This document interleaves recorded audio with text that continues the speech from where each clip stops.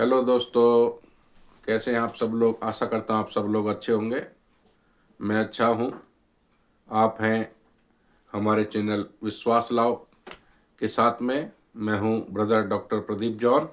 और आज एक नया जो विषय है वो हम आपके लिए लेके आए हैं, क्योंकि हमें पिछली वीडियो में एक भाई ने कमेंट किया ईसाई शब्द को सही तरीके से समझने के लिए या समझाने के लिए। तो बहुत से लोगों को समझ नहीं आ रहा है ईसाई शब्द, और इसलिए हम इसको आपको अच्छी तरीके से समझाना चाहते हैं कि ये जो ईसाई शब्द है ये कहाँ से आया, किसने दिया, और क्या हम ईसाई शब्द को आगे तक ले जा सकते हैं या हम स्टॉप कर सकते हैं।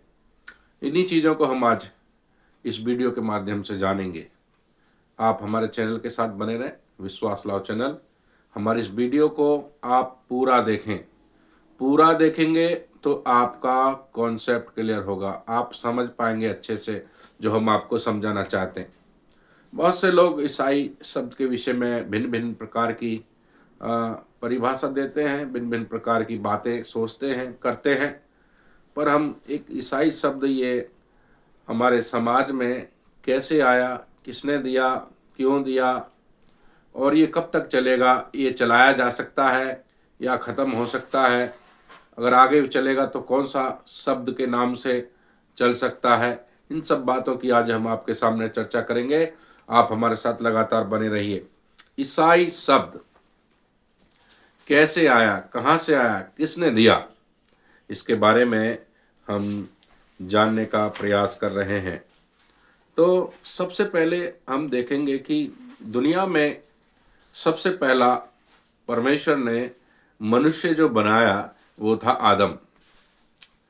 और उस आदम को परमेश्वर ने अपने स्वरूप में बनाया, और जब उसके साथ उसका साथी मेल नहीं खाया तो एक उसके साथ मेल खाने वाली स्त्री हवा को बनाया।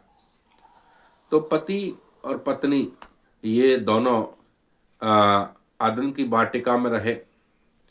परमेश्वर ने इनको आज्ञा दी, इन्होंने उस आज्ञा को तोड़ दिया और ये अदन की वाटिका से निकाल दिए गए।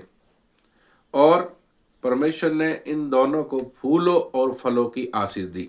फूलों और फलों और पृथ्वी पर भर जाओ। अब ये दोनों के द्वारा बहुत सी संतानें पैदा हुई, और धीरे धीरे धीरे धीरे समय समय पर लोग बढ़ते चले गए इस पृथ्वी पर।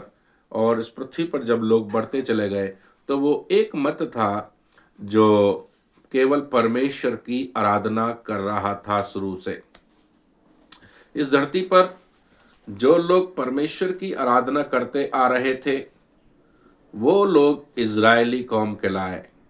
उन लोगों ने एक जो झुंड है जो इजरायली कौम कहलाए, वो यहोवा ही की अर्थात उसके परमेश्वर, जो परमेश्वर का मतलब है सर्वव्यापी। मैं मनुष्य हूँ, मेरा नाम प्रदीप है, वो परमेश्वर है, उसका नाम कुछ और है। उस ईश्वर का नाम परमेश्वर नहीं है, उस परमेश्वर का नाम ईश्वर नहीं है, उसका नाम यहोवा भी नहीं है, उसका नाम तो कुछ और है ना। वो भी मैं आपको इस वीडियो में भी बताऊंगा, पहले भी हम आपको बता चुके। तो परमेश्वर जो है वो सृष्टि करता है, जिसने सबसे पहला अस्तित्व है, जिसने सृष्टि की, स्वर्ग में स्वर्गदूतों की और संत गणों की, और पृथ्वी पर सृष्टि की, और मनुष्य की, जानवर की, पक्षियों की, और आपके समुद्र में रहने वाले जो जल जंतु हैं उनकी करी। तो हम देखते हैं सबकी सृष्टि परमेश्वर ने करी। परमेश्वर का अर्थ है सर्वव्यापी, एक ही समय पर सैकड़ों जगह रहने वाला। मनुष्य एक ही समय पर सैकड़ों जगह नहीं रह सकता, इसलिए मनुष्य को मनुष्य कहते हैं और उसका नाम सब मनुष्यों के अलग अलग हैं।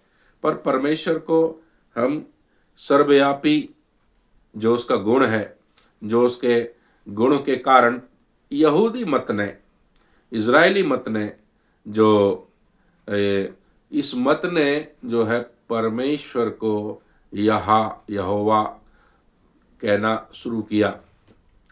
तो ये एक मत है। दूसरा मत है, जो लोग इस धरती पर पैदा हुए पर परमेश्वर के साथ ना चले, वो परमेश्वर से अलग हो गए, वो परमेश्वर के साथ साथ नहीं चलते थे। एक इज़राइली मत था जो परमेश्वर के साथ साथ चलता था, पर जो दूसरे जो धरती पर लोग पैदा होते जा रहे थे, कुछ लोग ऐसे थे जो परमेश्वर के साथ नहीं चलते थे, परमेश्वर की नहीं सुनते थे। वो अपने मन के अनुसार संसार में जीवन बिता रहे थे और उन्होंने ईश्वर तो बनाया, जो सच्चा ईश्वर था उसके पीछे ना चल करके अपने हाथों के और विचारों के और चित्रों के, मूर्तियों के ईश्वर बना लिए और इसको अन्य जाति कहा गया। जो परमेश्वर की आराधना नहीं करता, जो परमेश्वर के पीछे नहीं चलता, उस मत को अन्य जाति कहा गया है, क्योंकि वो परमेश्वर को छोड़ किसी और की या किसी और को ईश्वर बना के उसकी आराधना करना स्टार्ट कर दिया। और एक तो हमने समझा इसको, जो इजरायली लोग, यहूदी लोग, एक तरफ अन्य जाति लोग, दोनों तरफ लोग बढ़ते जा रहे हैं। पर परमेश्वर किनके साथ है? परमेश्वर केवल उनके साथ है जो उसके पीछे चल रहे हैं, यानी कि यहूदी इजरायली लोगों के साथ में परमेश्वर सदैव चलता आ रहा है, क्योंकि ये लोग उसी के ऊपर निर्भर रहते थे। तो अब धरती पर पाप बढ़ गया। जब धरती पर पाप बढ़ गया तो परमेश्वर ने उन यहूदी इजरायली लोगों से ये कहा कि मैं तुम्हारे पाप के छुटकारे के लिए एक उद्धारकर्ता भेजूंगा। और उस उद्धारकर्ता के, यानी कि पुराने नियम में पंचग्रंथ, वह जो हम देखते हैं मूसा के द्वारा जो लिखी गई, जिसको यहूदी लोग पढ़ते हैं, जिसको मुस्लिम लोग भी पढ़ते हैं और जिसको ईसाई लोग भी पढ़ते हैं, ये पंचग्रंथ जो मूसा के द्वारा लिखा गया, जो मूसा के द्वारा नियम लिखे गए, ये यहूदी लोगों के लिए थे जो परमेश्वर के पीछे पीछे चलते थे। उन लोगों के लिए नियम थे। जो परमेश्वर के पीछे नहीं चलते थे, ये नियम को वो लोग, अन्य जाति लोग फॉलो नहीं करते थे। तो परमेश्वर ने जो नियम दिए मूसा के द्वारा लोगों को, वो पंचग्रंथ को यहूदी लोग, मुस्लिम लोग और ईसाई लोग, तीनों लोग पढ़ते हैं। अब ये पुराने नियम में हमें देखने को मिलता है, शुरू की पुस्तकों में। तो ये पंचग्रंथ जो है और पुराने नियम में जब पाप को अधिकाई से देखा गया और परमेश्वर पर लोग कभी फेथ करते थे, कभी परमेश्वर को छोड़ देते थे, कभी फिर से उसको मना लेते थे, फिर छोड़ देते थे, कभी फिर से पश्चाताप करते थे, फिर छोड़ देते थे। तो पीढ़ी दर पीढ़ी कुछ ना कुछ बदलाव होता रहता था, पर परमेश्वर ने इनको नहीं छोड़ा। ये यहूदी इजरायली लोग इन परमेश्वर को छोड़ देते थे, फिर से पकड़ लेते थे, फिर छोड़ देते, फिर से पकड़ लेते, फिर पश्चाताप करते थे, पर परमेश्वर इनको कभी नहीं त्यागता था। परमेश्वर इनको क्यों नहीं त्यागता था? क्योंकि ये परमेश्वर ने इनको अपनी निज पर जा करके चुना था। एक चुनना होता है, तो परमेश्वर का जो चुना हुआ है, परमेश्वर उसको नहीं छोड़ता। तो ये यहूदी लोगों के लिए पाप क्षमा के लिए उद्धार आना था धरती पर, और उसके चिन्ह कुछ हम किताबों में देखते हैं, उसके चिन्ह दिए गए थे, है ना। पुराने नियम में भविष्यवाणी हुई है, जो यशायाह, दानियल, भविष्य भजन संहिता, जो उसके जन्म, है ना, उद्धारकर्ता के जन्म के बारे में, उसके जीवन के बारे में, उसकी मृत्यु के बारे में और उसके पुनरुत्थान के बारे में संकेत देती है। पुराने नियम में जो भविष्यवाणी करी गई है वो इन बातों का संकेत करती हैं कि ये उसका जन्म, उसका जीवन, उसकी मृत्यु, उसका पुनरुत्थान, ये बातें जिसके अंदर होंगी वो उद्धार करता होगा, उद्धार करता होगा। तो ये बातें किस किस में पाई गई? ये बातें देखो, पहले तो हम पुराने नियम से देखेंगे भविष्यवाणी कहाँ कहाँ की गई है। पुराने नियम में नाम नहीं बताया है ना, कि उसका नाम ये है, पर बातें बताई हैं कि वो कैसे पैदा होगा, उसकी मृत्यु कैसी होगी, वो उद्धारकर्ता होगा, वो जो है मनुष्य जाति के पापों को क्षमा करेगा। हम भविष्यवाणी देखते हैं यशाया में, और उसका 7 वचन, यशाया नबी की पुस्तक और उसका 7 वचन, यशाया 7 अध्याय और उसका 14 वचन को मैं आपके सामने पढ़ रहा हूँ। 7 का 14, यहाँ पर ऐसे लिखा है, इस कारण प्रभु आप ही तुमको एक चिन्ह देगा, सुनो, एक कुंवारी गर्भवती होगी और पुत्र जनेगी और उसका नाम इमैनुएल रखेगी। तो यहाँ पर एक संकेत है, जन्म का संकेत है कि एक बालक उत्पन्न होगा, वो कुंवारी के द्वारा उत्पन्न होगा, शादीशुदा के द्वारा उत्पन्न नहीं होगा। यहाँ पर हम एक इस चिन्ह को देखते हैं। और एक चिन्ह है यशाया 53 में, यशाया 53 अध्याय, और उसमें हमें जो है उसके बारे में पता चलता है कि वो कैसे कष्ट झेलेगा। निश्चय उसने हमारे रोगों को सह लिया और हमारे ही दुखों को उठा लिया, तो भी हमने उसे परमेश्वर का मारा कूटा और दुर्दशा में पड़ा हुआ समझा। परंतु वह हमारे ही अपराधों के कारण घायल किया गया, वह हमारे अधर्म के कामों के कारण कुचला गया। हमारी ही शांति के लिए उस पर ताड़ना पड़ी कि उसके कोड़े खाने से हम लोग चंगे हो जाएं। हम तो सब के सब भेड़ों के समान भटक गए थे, हम में से हर एक ने अपना अपना मार्ग लिया, और यहोवा ने हम सबों के अधर्म का बोझ उसी पर लाद दिया। ये बात संकेत करती है, भविष्यवाणी ऐसे व्यक्ति को दिखाती है। जो ऐसा व्यक्ति होगा वो उद्धार करता होगा, वो परमेश्वर की ओर से अभिषिक्त व्यक्ति होगा, वो परमेश्वर की ओर से भेजा हुआ होगा, वो परमेश्वर की योजना में मनुष्य के लिए होगा। भजन संहिता में भी हम देखेंगे, भजन संहिता उसका 22 अध्याय और उसका 1 वचन, 22 का 1 वचन, यहाँ पे ऐसे लिखा है, हे मेरे परमेश्वर, हे मेरे परमेश्वर, तूने मुझे क्यों छोड़ दिया? तू मेरी पुकार से और मेरी सहायता करने से क्यों दूर रहता है? मेरा उद्धार कहाँ है? तो ये एक संकेत है कि जो उद्धार करता आएगा वो पाप के लिए दुख सहेगा और उसे परमेश्वर छोड़ देगा, है ना। और यहाँ पर देखते हैं जकरिया में भी, जकरिया 12 अध्याय में, जकरिया 12 अध्याय और उसका 10 वचन, मैं दाऊद के घराने और यरूशलेम के निवासियों पर अपना अनुग्रह करने वाली और प्रार्थना सिखाने वाली आत्मा डेलूंगा, तब वे मुझे ताकेंगे, अर्थात जिसे उन्होंने बेदा है, और उसके लिए ऐसा रोएंगे जैसे एक लोते पुत्र के लिए रोते पीटते हैं, और ऐसा भारी शोक करेंगे जैसा पहलौठों के लिए करते हैं। तो यहाँ पर हम देखते हैं कि यहाँ पर बेदा जाना का संकेत यहाँ पर दिया जा रहा है कि जो उद्धार करता होगा ये बेदा जाएगा। ये पुराने नियम में भविष्यवाणियाँ दी गई हैं। मीका की पुस्तक में जब हम देखते हैं, मीका 5 अध्याय का 2 वचन में हम यहाँ पे देखते हैं, हे बैतलहम एप्रता, यदि तू ऐसा छोटा है कि यहूदा के हजारों में गिना नहीं जाता, तो भी तुम में से मेरे लिए एक पुरुष निकलेगा जो इज़राइलियों में प्रभुता करने वाला होगा, और उसका निकलना प्राचीन काल से वरन अनादि काल से होता आया है।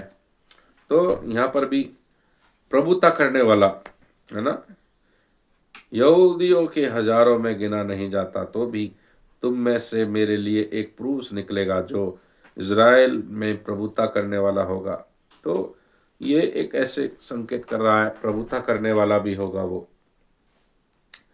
और एक और हम वचन देखेंगे भजन संहिता, ये बैतलहम के बारे में बताया गया जहाँ पर जन्म स्थान है ना, कि किस जगह पर वो पैदा होगा उद्धारकर्ता। तो भजन संहिता 110 में, भजन संहिता 110 और उसका एक वचन, भजन संहिता 110 का एक वचन, मेरे प्रभु से यहोवा की वाणी यह है, तू मेरे दाहिने हाथ बैठ जब तक कि मैं तेरे शत्रुओं को तेरे चरणों की चौकी ना कर दूं। तो ये भी एक संकेत हमें यहाँ पर दिखता है, राजा होने का संकेत। व्यवस्था विवरण और उसका 18 अध्याय और उसका 15 वचन, 18 का 15 वचन यहाँ पे ऐसे लिखा है, तेरा परमेश्वर यहोवा तेरे मध्य से अर्थात तेरे भाइयों में से मेरे समान एक नबी को उत्पन्न करेगा, तू उसी की सुनना। तो यहाँ पर हम देखते हैं मसीह के आने की जो बात है वो यहाँ पर ये भविष्यवाणियों के द्वारा यहाँ पर देखा गया है। तो जन्म है, मृत्यु है, उसका पुनरुत्थान है ना, ये सब बातें संकेत करती हैं उद्धारकर्ता के लिए। तो हम देखते हैं कि जब ये यहूदी मत जो है, जब वो उद्धारकर्ता पैदा हुआ, उद्धारकर्ता पैदा होने पर उसका नाम यीशु रखा गया। अब जो यहूदी मत के लोग थे, उद्धार पाने के लिए, क्योंकि परमेश्वर ने भविष्यवाणी करी थी मैं उद्धारकर्ता भेजूंगा, उसकी सुनना है, उसके पीछे चलना है। यहूदी लोग उद्धार पाने के लिए, पापों की क्षमा पाने के लिए उस मसीहा के पीछे, जो मसीहा का वचन सुन गए थे, समझ गए थे, जिन्होंने उसको पहचान लिया था कि उसका जन्म, उसकी मृत्यु, उसका जीवन, उसका पुनरुत्थान जो समझ गए थे, वो लोग जो है मसीहा के पीछे पीछे चलने लगे। मसीहा की शिक्षाओं को, जो मसीह था, यीशु जो मसीह कहलाता था, जो क्रिस्ट कहलाता था, वो उसके पीछे पीछे चलने लगे। अब अन्य जाति भी, जो जिसके पास ये सुसमाचार जा रहा है, वो लोग भी यीशु के पीछे पीछे दूसरे लोग भी चलने लगे। तो जो यहूदी मत के लोग थे, अन्य जाति तो बाद में चले, जो यहूदी मत के लोग थे, जो मसीह की शिक्षा के पीछे चलने लगे थे, उन नगरवासियों के कहने के अनुसार जो यीशु के पीछे चलते थे, उनको मसीह ही का नाम दे दिया गया, मसीही। तो ये लोग मसीही के लोग हैं। ये यहूदियों के द्वारा नाम नहीं दिया गया, ये परमेश्वर के द्वारा भी नाम नहीं दिया गया। ये संसार के जो लोग थे, उन्होंने उनको मसीही लोग कहना शुरू किया, क्योंकि ये मसीह के पीछे चलने लगे थे। क्योंकि पाप की क्षमा जो उद्धार है, परमेश्वर ने मसीह यीशु के द्वारा, यीशु के द्वारा रखी थी, और यीशु के पीछे जो चलते थे उनको मसीही कहा गया। मसीह जो शब्द है, इसको कुछ हम देखेंगे। पहले तो हम यीशु नाम को समझेंगे। यीशु नाम है बाइबल में जो प्रयोग किया गया है, क्रिस्ट और मसीहा, दो नामों से संबोधित किया गया है। और इन दोनों का जो अर्थ है, जो है वो है अभिषिक्त व्यक्ति। मसीहा का और क्रिस्ट का जो अर्थ है वो है अभिषिक्त व्यक्ति। समझ रहे हैं आप? तो यीशु को दो नामों से क्रिस्ट और मसीहा कहा गया है। क्यों? ये अभिषिक्त था, इसलिए इसको क्रिस्ट और जो है मसीहा कहा गया। और यीशु को लोग ईसा मसीह भी कहते हैं, है ना। यीशु को लोग क्रिस्ट कहते हैं, क्राइस्ट कहते हैं, मसीहा क्रिस्ट और इंग्लिश में क्राइस्ट कहते हैं। हिंदी में क्रिस्ट कहते हैं, और मसीहा कहा गया, क्रिस्ट, मसीहा और ईसा मसीह, यीशु को कहा गया है। ईसा मसीह का भी अर्थ क्या है? अभिषिक्त व्यक्ति। तो ये जो फिर जो मसीह के पीछे चलने वाले लोग थे, इनको जो है हम देखते हैं, ये जो शब्द है ईसाई शब्द है ना, क्रिस्ट यानी कि क्राइस्ट की उत्पत्ति हिब्रू शब्द मसीहा से हुई है ना। ये क्रिस्ट की जो उत्पत्ति है, क्राइस्ट जो है की उत्पत्ति हिब्रू शब्द यानी कि मसीहा से, यानी मसीह के पीछे जो चलते थे उससे क्रिस्ट से मसीहा, मसीहा का अर्थ है अभिषिक्त व्यक्ति। हिब्रू में मसीहा को अभिषिक्त व्यक्ति कहा गया है, और ग्रीक में क्रिस्टोस शब्द का अनुवाद मसीहा के रूप में किया जाता है। ग्रीक में इसका अलग, तो ये भाषा के हेर फेर के शब्द हैं। इंग्लिश में इसको क्राइस्ट कहते हैं और ग्रीक में इसको क्रिस्टोस से लिया गया है, और जिसका अर्थ अभिषिक्त व्यक्ति दर्शाता है। तो ये जो शब्द हम देख रहे हैं, क्रिस्ट है, क्राइस्ट है, तो ये सब जो हिब्रू भाषा और ग्रीक भाषा, अंग्रेजी भाषा से लिए गए शब्द हैं, जो यीशु के पीछे पीछे चलते थे। फिर इनका नाम जो है ईसाई यानी कि क्रिश्चियन, एक इंग्लिश भाषा में आया क्रिश्चियन है ना, क्रिश्चियन, ये इंग्लिश भाषा में ईसाई के फॉलोवरों को क्रिश्चियन कहा गया, और हिंदी में इसे ईसाई कहते हैं और इंग्लिश में इसको क्रिश्चियन कहा गया। और जो ईसाई शब्द है, क्रिश्चियन नाम की उत्पत्ति अंग्रेजी भाषा से हुई है।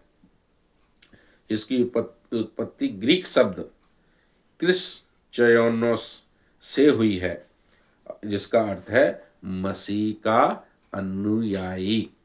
तो जो मसीह के अनुयायी थे, कुछ बुद्धिमान और वहाँ के जो पुराने समय के लोग थे, उन्होंने मसीह के अनुयायियों को, यीशु के जो पीछे चलते थे, उन लोगों को जो है ईसाई का नाम दिया, यानी कि क्रिश्चियन का नाम दिया। हालांकि ईसाई नाम बाइबल में नहीं है, ईसाई नाम बाइबल में नहीं है। तो मेरे अजीज़ों, ये नाम एक समाज के लोगों के द्वारा, जो उस समय का समाज था, उन लोगों के द्वारा ये दिया गया है।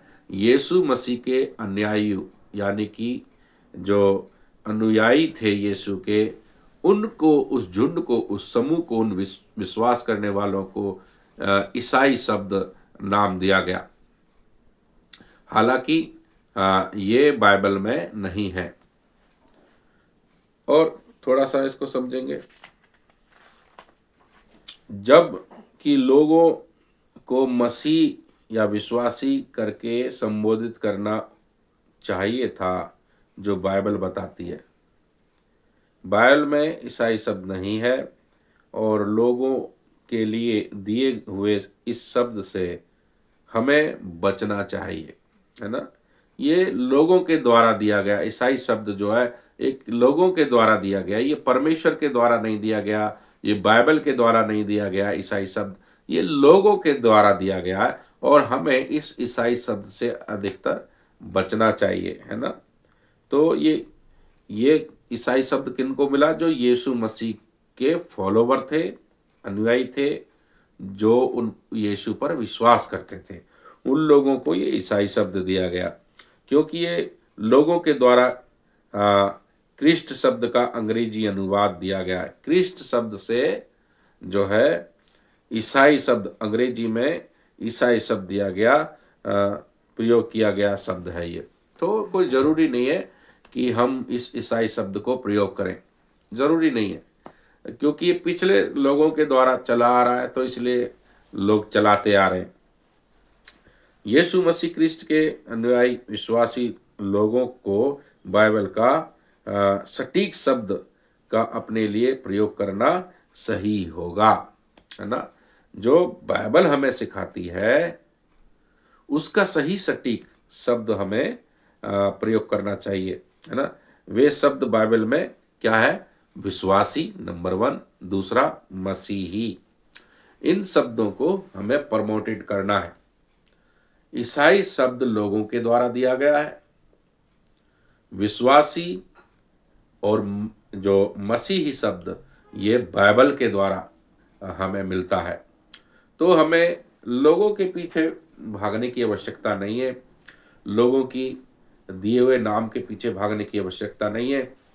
हमें जो बाइबल बताती है, जो बाइबल सिखाती है, उसको उसको और उसके शब्द को फॉलो करना चाहिए, उसके नाम को बढ़ावा देना चाहिए। विश्वासी या मसीह शब्द का प्रयोग कर सकते हैं और भविष्य में भी इस शब्द को, ईसाई शब्द को हटाकर, क्रिश्चियन शब्द को हटाकर, क्योंकि एक भाषा का अनुवाद है, ये परमेश्वर की ओर से नहीं है। भविष्य में मसीही समाज, विश्वासी समाज अपने आप को विश्वासी करके या मसीही करके घोषित करा सकता है, सरकार के द्वारा ये ऐसे नियमों को बनवा सकता है। तो हम देखते हैं कि जो ईसाई शब्द है उसको, ईसाई शब्द को मनुष्य को जरूरी नहीं है कि वो युग युग पीढ़ी पीढ़ी चलाता जाए। तो हमें देखना होगा कि जो परमेश्वर कहता है हमें वो चीज़ चलानी है। और हम देखते हैं कि ईसाई शब्द से अब हमारे बहुत से देशों में क्रिश्चियन शब्द से जो है आपदाएं, तंगी, मुसीबत, लड़ाई झगड़े, धर्म परिवर्तन के नाम को जो है उकसाया जाता है, और इससे मसीह समाज, जो विश्वासी समाज है, वो बदनाम हो रहा है और वो उसको बहुत प्रताड़नाएं सहनी पड़ रही हैं इस ईसाई शब्द नाम से, क्योंकि ये परमेश्वर की ओर से नहीं है। क्राइस्ट शब्द का अनुवाद है क्रिश्चियन, और क्रिश्चियन को मसीह यानी कि ईसाई, क्रिश्चियन को ईसाई कहा गया है। तो मेरे अजीजों, इस नाम को हमें आगे बढ़ाने की कोई ज़रूरत नहीं है। चाहे तो हम इसे अभी भी स्टॉप कर सकते हैं, चाहे चला सकते हैं। ये आपके ऊपर, आज के समाज के ऊपर निर्भर करता है कि हम इस नाम को चलाएं या ना चलाएं। पढ़ देता हूँ आपको। प्रेरित 11:26 में लिखा है, 3 वचनों से हम देखेंगे। प्रेरित 11:26, जब वह उससे मिला तो उसे अंताकिया लाया, और ऐसा हुआ कि वे 1 वर्ष तक कलीसिया के साथ मिलते और बहुत लोगों को उपदेश देते रहे, और चेले सबसे पहले अंताकिया ही में मसीही कहलाए। तो बाइबल में मसीही शब्द दिया गया है, तो मसीही शब्द का हमें प्रयोग करना चाहिए। और जो क्या नाम है, विश्वासी, यानी यीशु मसीह ने क्या कहा? तुम मुझ पर क्या करो? विश्वास करो। तो यहूदी मत क्या कर रहा था? अपना धर्म छोड़ रहा था। यहूदी मत ने उद्धार पाने के लिए, पापों की क्षमा पाने के लिए अपना धर्म को नहीं छोड़ा था। यीशु ने कहा तुम मुझ पर क्या करो? विश्वास करो और मेरी शिक्षाओं को फॉलो करो। उद्धार पाने के जो नियम थे उसको फॉलो करो। तो जो उद्धारकर्ता कहाँ से आया? लोगों में से निकल के थोड़ी आया। लोगों की योजना थोड़ी थी, लोगों की बुद्धि थोड़ी थी, लोगों के जो नियम थोड़ी थे उद्धार के लिए। वो तो स्वर्गीय परमेश्वर ने अपने आप को खुद स्वयं अपने आप को प्रकट किया और उसने नियम बनाए। उसने उद्धारकर्ता को प्रकट करके और अपने आप को बलिदान करके उनसे विश्वास करने के लिए कहा। यहूदी लोगों से कहा कि तुम मुझ पर विश्वास करो, और कुछ यहूदी लोगों ने विश्वास किया और कुछ लोगों ने अपने मन को कठोर कर लिया। ऐसे ही जब अधिक लोगों ने, यहूदी लोगों ने मन को कठोर कर लिया, यीशु पर, उद्धारकर्ता पर विश्वास नहीं किया, तब ये अन्य जाति पर, अर्थात जो परमेश्वर को नहीं जानते थे लोग, जो परमेश्वर की आराधना नहीं करते थे, अन्य किसी देवी देवता और ईश्वरों की आराधना बनाकर कर रहे थे, उनके ऊपर ये उद्धार प्रकट हो गया।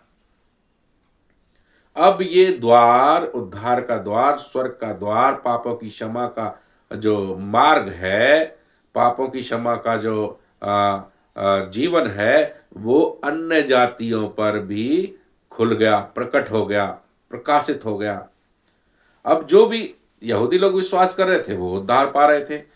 यदि अन्य जाति में से भी, अन्य जाति में से यानी कि जो परमेश्वर को छोड़ किसी और की आराधना करते हैं, वो अन्य जाति है। अब अन्य जाति तो दुनिया में भरे पड़े, जो परमेश्वर की आराधना नहीं करते, केवल परमेश्वर की आराधना करने वाले यहूदी लोग थे उस समय पर। तो जो अन्य जाति के लोग थे, उन्होंने जब परमेश्वर का वचन सुना अन्य जातियों ने, तो यीशु मसीह पर उद्धार पाने के लिए, पाप क्षमा पाने के लिए उन लोगों ने भी क्या करना शुरू किया? विश्वास करना शुरू किया। ये उद्धार पाने के लिए विश्वास करना है, ये धर्म परिवर्तन नहीं है। ये हमें समझना होगा अच्छे तरीके से। धर्म मनुष्य के द्वारा बनाया गया है, और मनुष्य के द्वारा बनाई चीज स्वर्ग में नहीं चलती, स्वर्ग का नियम नहीं है, वो स्वर्ग का नियम नहीं बन जाएगी। स्वर्ग में जाने के लिए स्वर्ग की योजना को मानना जरूरी है।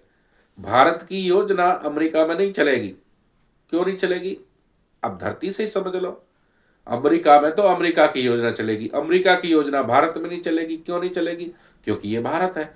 भारत में भारतीयों की योजना चलेगी, भारत सरकार की योजना चलेगी। हमारा स्वर्ग का परमेश्वर है, वो चाहता है कि सब लोग विश्वास करें पापों की क्षमा के लिए। एक और वचन मैं आपके सामने पढ़ देता हूं, 26 अध्याय उसका 28 वचन। प्रेरित हो 26 का 28 वचन, यहां पे ऐसा लिखा है, तब अग्रिप्पा ने पौलुस से कहा, तू थोड़े ही समझाने से मुझे मसीही बनाना चाहता है। पौलुस ने कहा, परमेश्वर से मेरी प्रार्थना है कि क्या थोड़े से, थोड़े में क्या बहुत में, केवल तू ही नहीं परंतु जितने लोग आज मेरी सुनते हैं, इन बंधनों को छोड़ वे मेरे समान हो जाए, मेरे समान हो जाए।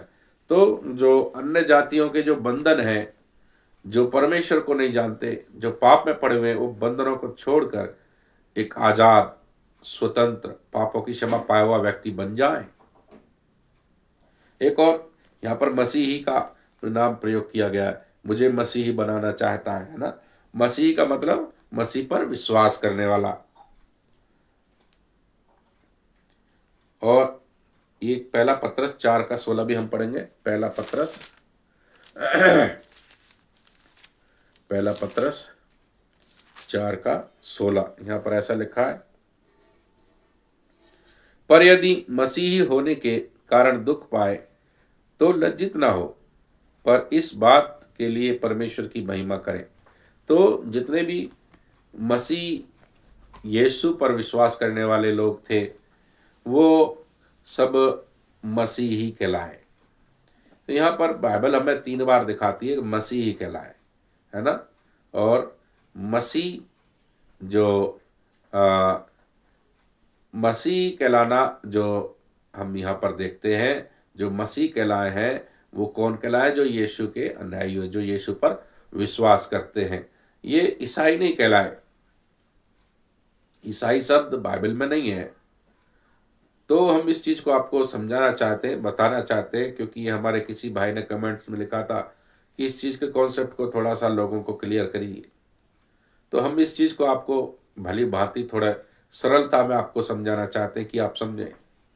मनुष्य के द्वारा दिया गया शब्द हम पर थोपा नहीं जा सकता, हम लाद के नहीं चल सकते उसको। पर जो बाइबल में दिया गया शब्द है, मसीही शब्द या विश्वासी शब्द, इसको लेकर के हमें आगे जाना है, क्योंकि ये बाइबल में पाया जाता है। तो बाइबल में जो पाया जाता है वो पक्का प्रमाणित है, वो सत्य है। तो हमें उस सत्य को उठाना है। और हम कुछ बातों को देख रहे थे। मनुष्य जाति के लिए लोगों द्वारा अनुवाद किया हुआ शब्द से ज़्यादा माननीय शब्द मसीह यीशु, गॉड, है ना। मसीह यीशु कौन है? गॉड है, परमेश्वर है, पर अपना ध्यान केंद्रित करना चाहिए। ईसाई शब्द से हट करके हमें परमेश्वर यीशु मसीह पर, गॉड पर, है ना, जो यीशु मसीह गॉड है। यीशु मसीह कौन है? परमेश्वर, गॉड। यीशु परमेश्वर का नाम यीशु मसीह है और ये गॉड है, स्वर्ग का गॉड, स्वर्ग का परमेश्वर। इस बात को आप अच्छे से जान लीजिए। और स्वर्ग का गॉड हमको पापों से क्षमा देने के लिए खुद ही आया और खुद ही अपने आप को हमारे लिए बलिदान किया है। कोई भी मनुष्य के द्वारा पृथ्वी पर उद्धार, वस्तुओं के द्वारा, जीव जंतुओं के द्वारा उद्धार नहीं था। इसलिए स्वर्ग के परमेश्वर ने देह धारण करी और उस परमेश्वर का नाम यीशु रखा गया और उसने मनुष्य जाति को पाप से छुटकारा देने के लिए क्रूस पर अपना बलिदान दिया। और हम देखते हैं गॉड जो परमेश्वर है मसीहा बनकर लोगों के पाप का उद्धार करने के लिए जगत में आया और उस परमेश्वर का नाम यीशु रखा गया। तो जो परमेश्वर है, जो गॉड है, वो धरती पर पैदा होकर जगत में आकर लोगों के पापों को क्षमा करने के लिए इस धरती पे आया और उस परमेश्वर का नाम क्या रखा गया? यीशु रखा गया।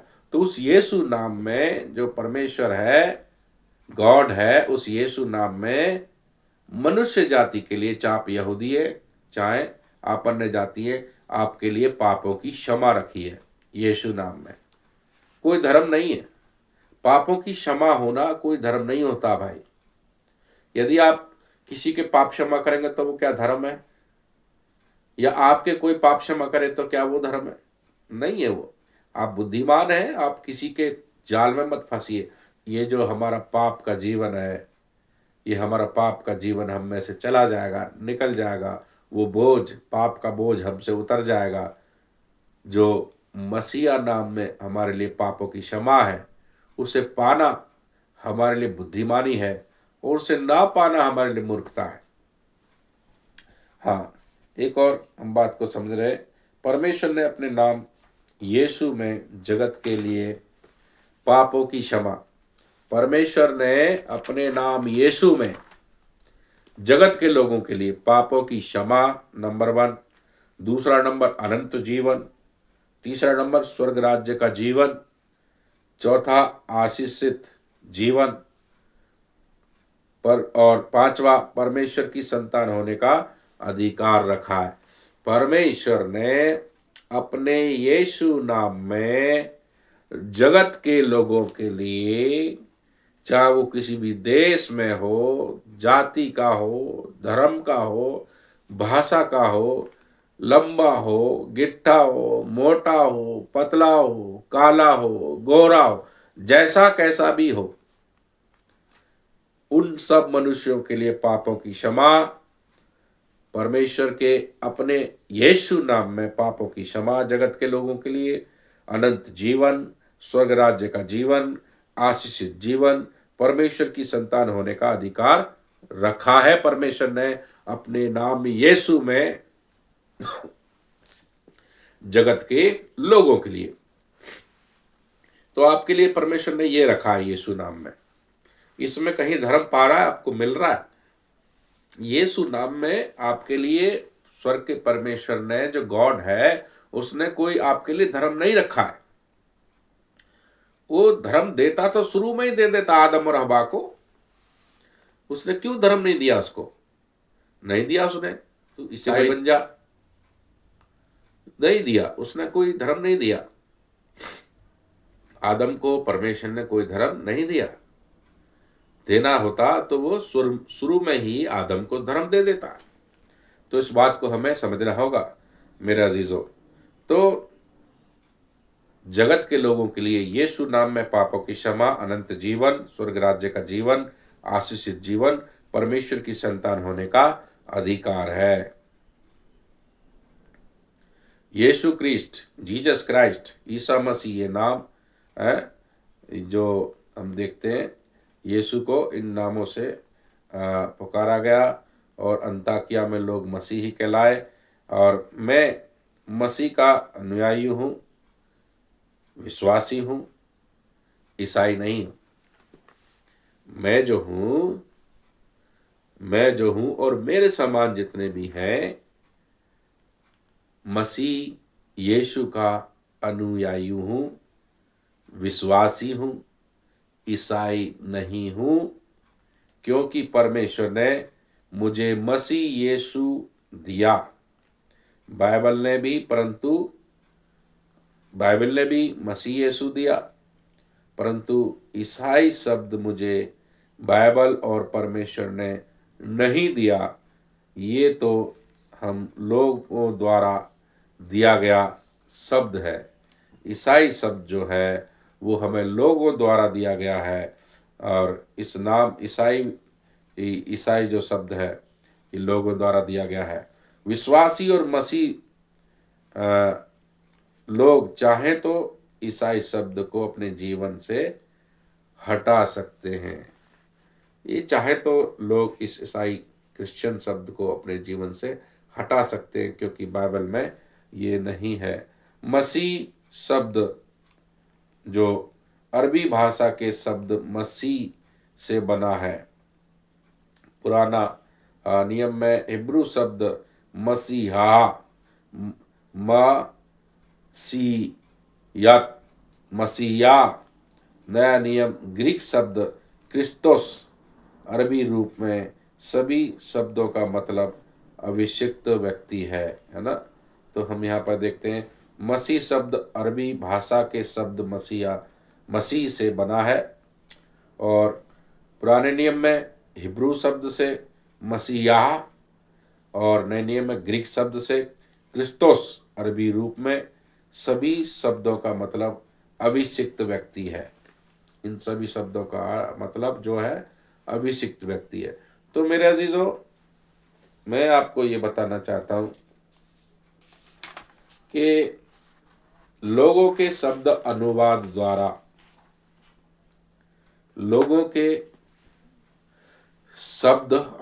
द्वारा हम उस नाम को आगे तक नहीं ले जा सकते।